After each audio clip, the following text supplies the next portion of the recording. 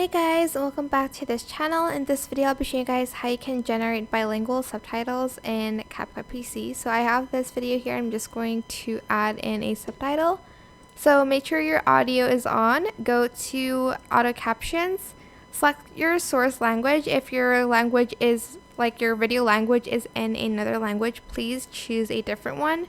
Mine is in English, so I'm just going to stick to that. Select translated language and you can choose from these options. I'm just going to type in Japanese because I want to see. Don't know if it's grammatically correct, but I guess you'll see later.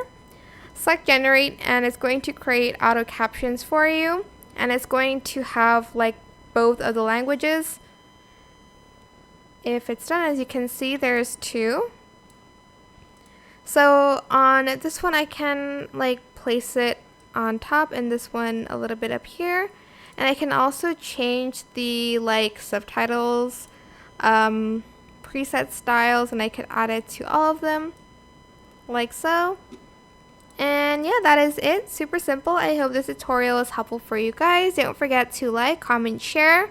Also subscribe to this channel if you haven't done that already. If you have any more questions, just leave it in the comment section down below. I will try my best to answer them all for you guys.